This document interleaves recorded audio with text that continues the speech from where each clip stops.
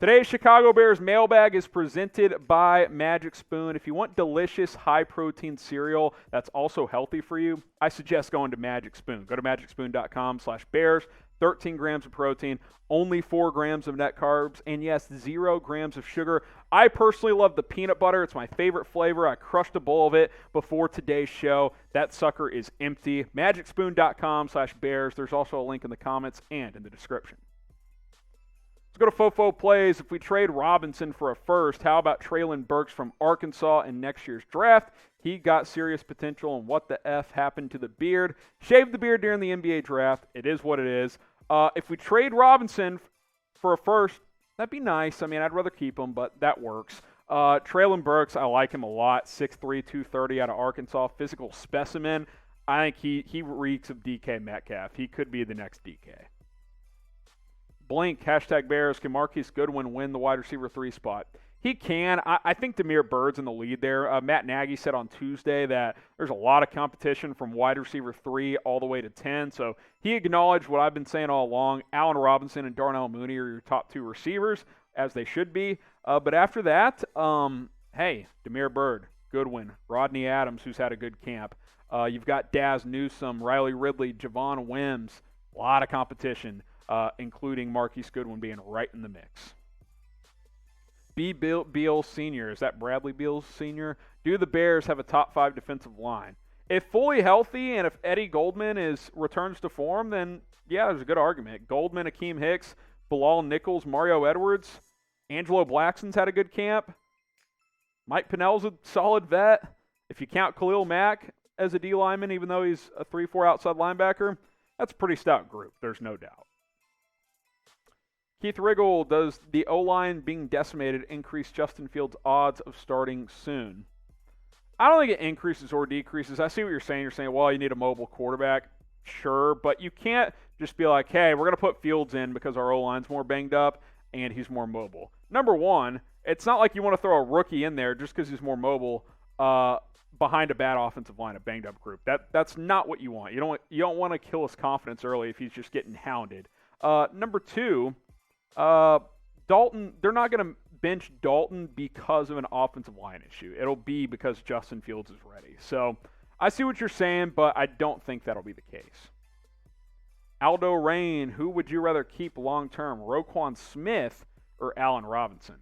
Yeah, this is a tough one, man. You look at what A-Rob's done the last couple of years. He's been a true number 1 receiver despite playing with well below average quarterbacks.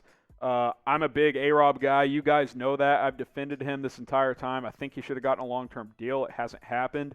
Roquan Smith, he's coming, man. This is a top 5 off-ball linebacker in the NFL, but we just saw Darius Leonard get $100 million. Roquan's probably going to top that or want to top that. So you may have to pick, and if you have to pick, it's not going to be easy. So who would you pick? How about that? Type AR for Allen Robinson. Type RS for Roquan Smith. It's really tough. I wish I could see how this year plays out first, but at this point in time, probably Roquan, but I still really like A-Rob. We'll make this the pinned comment on today's video. You guys are saying I'm struggling with it. Get hit with the YouTube ad break. Scroll on down, answer the question right there. Scroll back up. The mailbag will be back and playing. Joel Fernandez, will Goldman miss week 1? I hope to God he doesn't. Week 1 of the preseason, I would assume yes.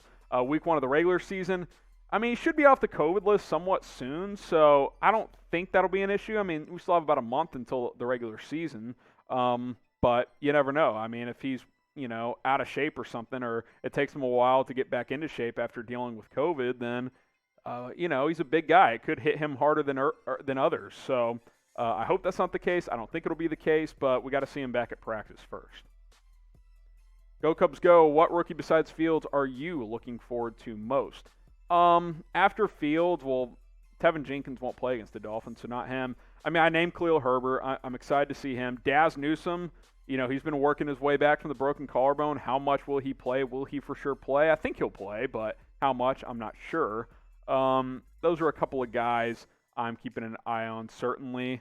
Thomas Graham Jr., I think, is a player to watch for in the secondary. Kyrus Tonga. I think all the rookies are really guys to really watch out for during the entire preseason, not just on Saturday. I told you guys I crushed a bowl of Magic Spoon cereal before the show because, hey, this has changed my life. I've really been working on my diet and working out. I had to cut out cereal, and you guys have been like, hey, how you been losing weight? Well, I've been, working out every day. But also, Magic Spoon has been a great meal replacer for my morning breakfast because it's got 0 grams of sugar, it's got high protein, 13 grams, and only 4 grams of net carbs. Had a bowl of the peanut butter flavor right before we went live today. It's my favorite flavor here, this peanut butter, but they have other ones, cocoa, that we're showing you on screen right now. The fruity flavor is absolutely fantastic as well. You can also get the frosted, which is a really good flavor. I'm a big fan of all their flavors. They're always debuting limited time ones. Also, right now they have cookies and cream and maple waffle. Guys, this is childlike cereal for grown-ups. That's literally part of their tagline because it tastes delicious and it's healthy for you. Best combo if you are an adult like me. Go to magicspoon.com/bears. Get this high-pat protein cereal for $5 off your first order. It's a great deal. It's delicious, and you will be back in the breakfast game forever with Magic Spoon. Marcus Mirror, do you think the pressure for Fields is too high? He's hyped so much for now. The pressure is there for a multitude of reasons. The national media is all over the Bears right now because of Justin Fields, but I think more importantly, Fields is well aware of the history of the Bears franchise at quarterback and not being able to produce good quarterbacks. He's aware of that. The pressure is there, but I think he thrives off pressure. He's done that throughout his college career. I don't worry about pressure with Justin Fields. Jonathan Naughton with the super chat. Appreciate you guys. If we weren't able to draft Fields, which rookie QB would you have wanted? Assuming Lawrence is not available, I'd want Lance over Mac Jones or Zach Wilson. Before the draft, I would have said Zach Wilson, then Lance, then Jones. But Lance and Wilson were really close. I think Wilson, Lance is a little more raw, but probably has more upside. Mac Jones, if he was there at 20 and you didn't have to trade, I would have been pumped for that. But I would much rather trade up for Fields, which is what they did. He's just got way more tools. But honestly, this rookie class is good, man. Sure, they probably won't all be spectacular. Wilson struggled early, but I still think he's got a chance to be good. This is a good rookie group. I think at least 3 of them will hit, maybe even 4. So the answer is I like them all, but I think the Bears got the right one. DeBoss, appreciate the $5. Harrison, what's your score prediction? Mine is 28-20, Bear down. Well, I like the over in this game, so that score works because 35.5 points is the over-under benchmark with BetUS. How about 24-17, Bears get it done. They cover and they win and the over hits. That sounds like a win-win to me. There you go. That's my official prediction. 24-17 Bears. Justin Fields leads 2 touchdown drives. There you go. Scott Osborne, if Ogletree makes the roster, who's out? Iggy, Woods, or Jones? I think it'd be down to Iggy or Woods. Jones was in a pretty good spot before he went on the COVID list. I think he's pretty safe. I think it'd be Iggy or Woods. Whichever one has less special teams value would probably get cut and probably land on the practice squad. Joel Fernandez, will we extend A-Rob? I don't want us to do the same thing we did with Brandon Marshall and Jeffrey. Can't extend him during the season, so he's going to be a free agent once again. So you can either sign him to a long-term deal next offseason or tag him for a second time. But, yeah, it's frustrating. You can't extend him until next offseason. You can't sign him to a new deal. So I'm with you. I want him here long-term, but can't renegotiate until after the regular season. AGM Productions, Harrison, what is your favorite memory watching the Bears? Can't be from the last 4 years. Devin Hester running the kickoff back to start the Super Bowl. Come on. I know the Bears lost that game, but that was epic. I was going nuts when they did that. If that Bears team had competent quarterback play, they might have gone like 18-1, 17-2. That defense was nasty, but Rex Grossman was just a stiff. So definitely Hester running the kickback. That was fantastic. Justin Harass, is Charles Snowden making the team?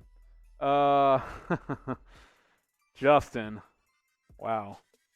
I don't know. I think there's a decent chance he does make this team.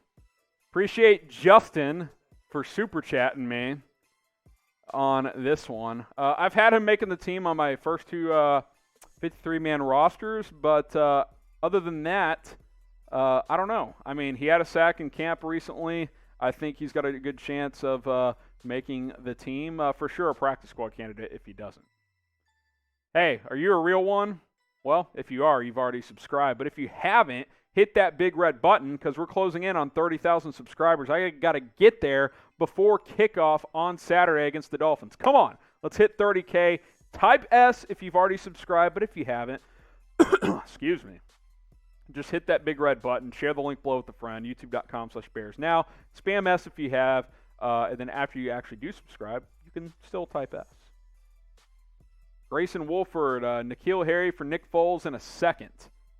I'm not giving up a second for N'Keal Harry. I'd rather keep Nick Foles. I want to get rid of Nick Foles, but I don't think N'Keal Harry is worth a second. Foles in a fourth? Okay. Second? No thanks. TL, if the Bears are winning with Dalton this year, how do they justify putting in Fields? I mean, if they start off like 5-0, they're not going to go to Fields. But if they're like 3-2 and they're winning some, but it's not pretty and it's mostly on the defense, that could change things. It could be like, okay, Dalton, you've kept us afloat. Fields is ready. Let's see if he can take us to the next level. So it's all situational, right? If this team is balling out and in first place, they're not going to take Dalton out of there, I don't think. But if they're like 500, barely above 500, and the offense is just okay, and they think they can win more with Fields, then they might do that. We'll see. Jacob Tuiana, thoughts on drafting Fields' partner in crime? Oh, partner in crime, I see what you're saying. Chris Olave, where do you think he'll fall in the draft? I think he'll be a first-round pick, mid first probably, between 12 and 20 somewhere. This is the last question on our mailbag, unless Justin has any more super chats. So you got the final word, Jacob. Appreciate that. I'd like to get Chris Olave, but Bears don't have a first-round pick, so it's going to be tough.